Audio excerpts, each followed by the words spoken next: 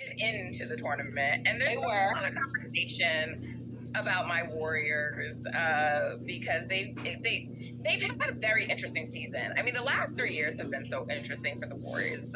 Talk about the season they won the championship, right? They started off so hot, they won all these games, and then of course there were some people like, they haven't left California and it's not real and da da da da, but it was real and they won a championship, right?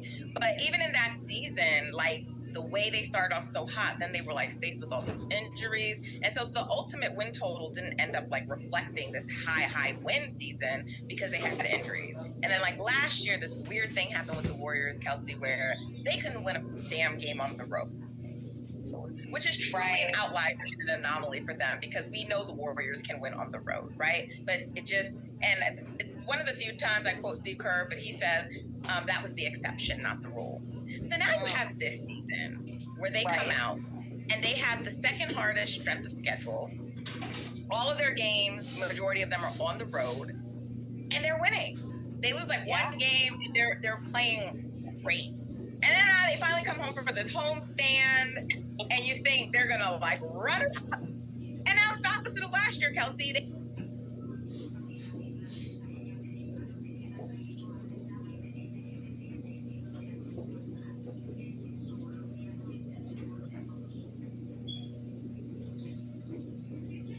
They lose all but one game in a 6-game homestand. And so people are asking questions. And during that time, Draymond Green got himself suspended. He's back now. Got himself suspended, right? So people are questioning him. Kerr has been doing some head-scratching coaching errors to others, not to me, because I question Steve Kerr's coaching all the time. So he's been doing. You do. I see your Twitter feed. So this is not. So people don't say I'm new. Y'all are new here. I'm not new, but you know, he goes on radio.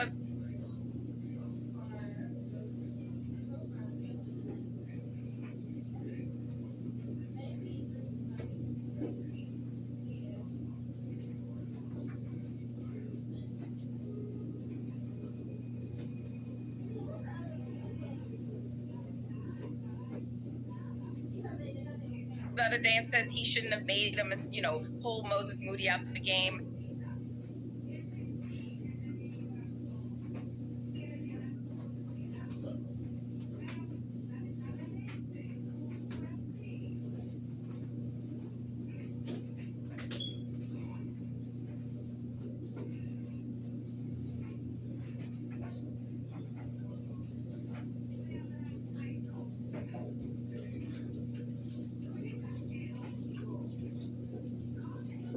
So there's just all these things happening, and people are talking. And of course, with the Warriors, is the dynasty over? You know, what's up with these Warriors? So I know what's up with the Warriors, but like from the outside looking in, you know, you helped to cover the Wizards. They got a former Warriors player.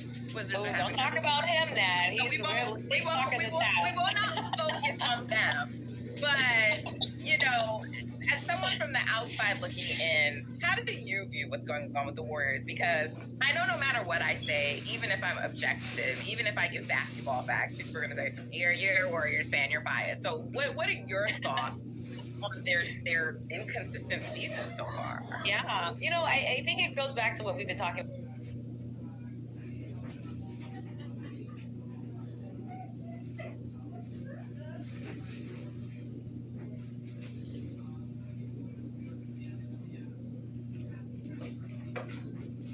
A lot. They're human, you know, and I think for so long we've seen the super team that are the Warriors, and we know, I mean, their standard net has been greatness because that's how good they've played, you know, and we've got to watch again the dynasty being built. I think something going for the Warriors is that they have a consistent person in Steph Curry, I mean, who continues to just defy the odds and be that guy who they can lean on. Now Draymond Green, of course, I think a lot of people don't realize his value to this team. Like, yes, he's older, yes, he's Draymond, but he needs to be there. He is an important part of that squad, Nat. So I hope he does himself a favor.